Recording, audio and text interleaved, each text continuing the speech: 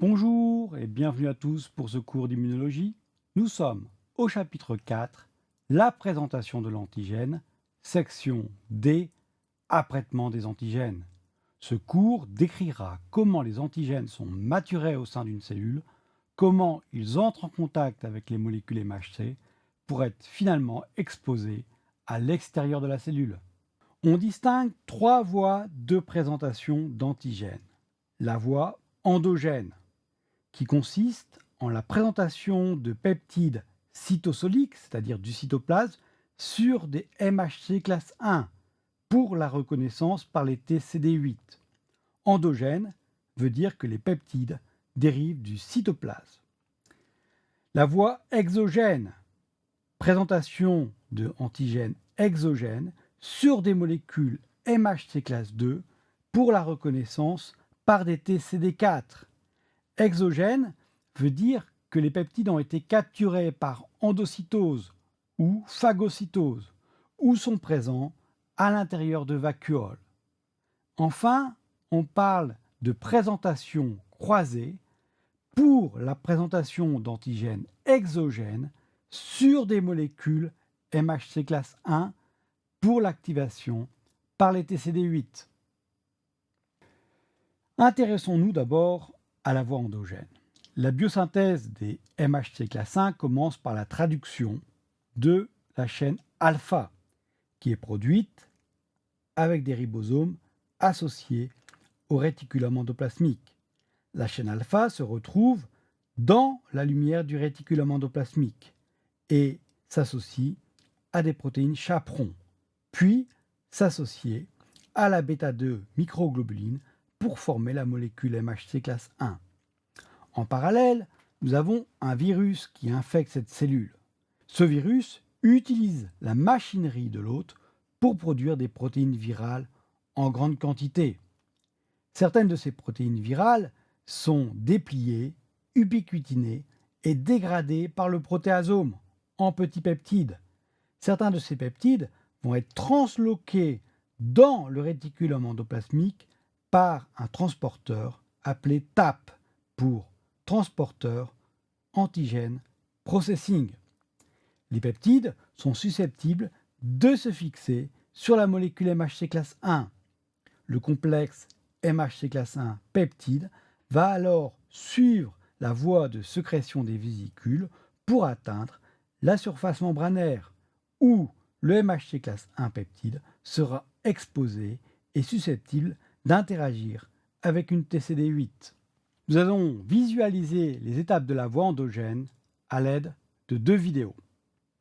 Donc nous allons d'abord assister à la synthèse de la chaîne alpha du MHC classe 1. Vous avez ici l'ARN messager qui est traduit et production d'une protéine. Cette protéine s'associe à des chaperons, ici la calnexine. Vous avez ici maintenant la bêta-2 microglobuline qui est produite et qui va s'associer avec la chaîne alpha pour former le MHC classe 1. Un certain nombre de molécules chaperons qui ne sont pas à connaître permettent de maintenir la protéine MHC classe 1 sous une forme adéquate.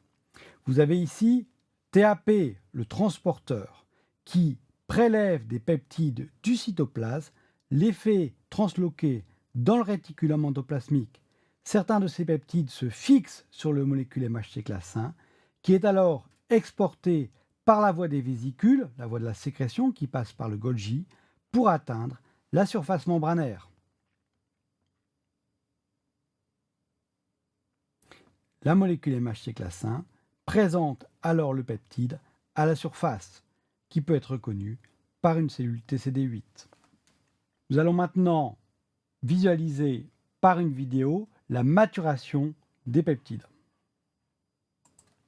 Vous avez ici un virus qui infecte une cellule.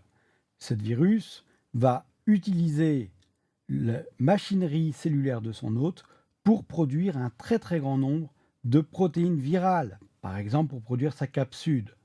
Certaines de ces protéines virales vont être ubiquitinées et dégradées par le protéasome. Le système TAP permet d'échantillonner les peptides à l'intérieur du cytoplasme et de les transloquer dans le réticulum endoplasmique où ils sont susceptibles d'interagir avec une molécule MHC classe 1. Et vous avez ici présentation maintenant d'un peptide du virus à l'extérieur de la cellule sur une molécule MHC classe 1. La présentation d'un peptide du non-soi signalera éventuellement à une TCD8 que cette cellule est infectée par un virus dangereux. Nous allons nous intéresser à la voie exogène et à la biosynthèse des molécules MHC classe 2. La voie exogène est la voie qui permet, à partir d'antigènes capturés à l'extérieur, antigènes exogènes par endocytose, de les présenter sur des molécules MHC classe 2, ce qui les rend visibles au TCD4. Commençons par la biosynthèse du MHC classe 2. Il est composé de deux chaînes, alpha et bêta, qui sont produits dans les réticulums endoplasmiques et s'assemblent. Dans le réticulum endoplasmique, les chaînes alpha et bêta interagissent avec une chaîne invariant appelée Li. La chaîne Li se fixe dans la fente du MHC et empêche que des peptides présents dans le réticulum endoplasmique se fixent sur la molécule MHC classe 2. Le complexe MHC classe 2 Li est ensuite exporté par la voie des vésicules. Nous avons ici un antigène qui est capturé par endocytose. Cet antigène se retrouve dans un endosome qui va fusionner avec un lysosome. L'acidité et d'autres facteurs vont faire que les protéines de cet antigène sont dégradées et clivées en petits fragments. Cet endosome qui contient les peptides de l'antigène vont alors fusionner avec la vésicule qui contient le MHC classe 2 Li. Nous allons avoir élimination de la protéine Li. En fait, un petit peptide qu'on appelle le clip peptide, qui est le reste de la protéine Li au niveau de la fente, va être éliminé à l'aide d'une protéine chaperon appelée HLA-DM. Ceci libère la poche du MHC classe 2 qui est susceptible ainsi de fixer des peptides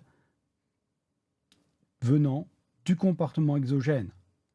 Ensuite, le MHC peptide peut être exporté à la surface de la cellule pour présenter l'antigène.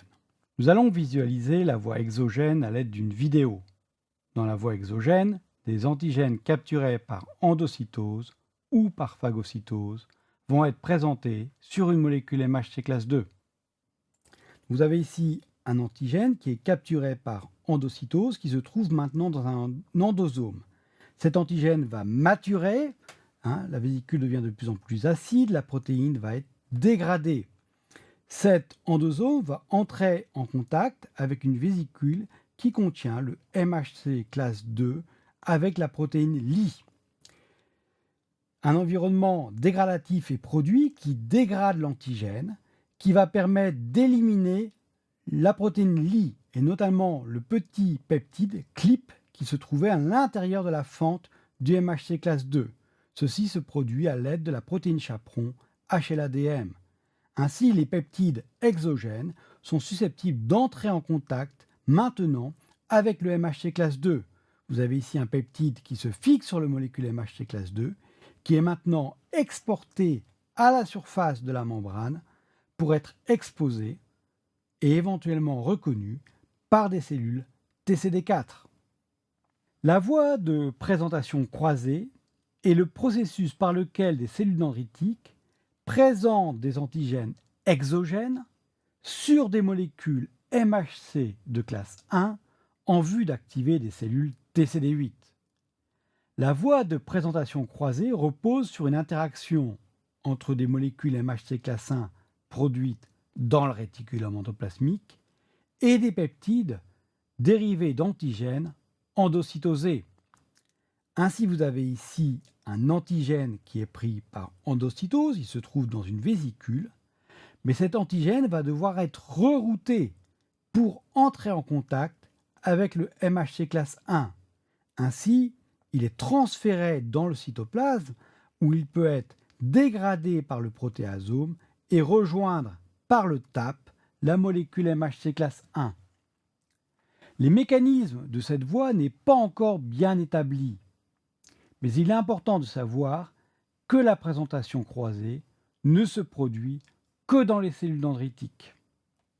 Quel est le rôle de la présentation croisée? La présentation croisée permet aux cellules dendritiques de générer des réponses T, CD8 cytotoxiques contre des virus alors que les cellules dendritiques ne sont pas infectées par le virus et par conséquent n'expriment pas d'antigènes viraux. En effet, dans le cas d'une infection virale, il y a deux possibilités.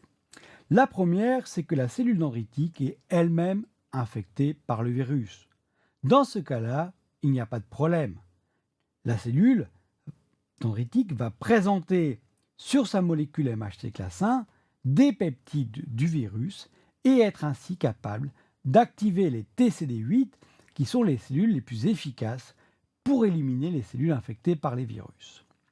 Mais dans la plupart des cas, les cellules dendritiques ne sont pas infectées par le virus. Les cellules dendritiques vont plutôt capturer des cellules qui sont elles-mêmes infectées par un virus. Ainsi, par exemple, vous avez ici une cellule de la peau infectée par un virus. Cette cellule de la peau va mourir, elle va être capturée par une cellule dendritique.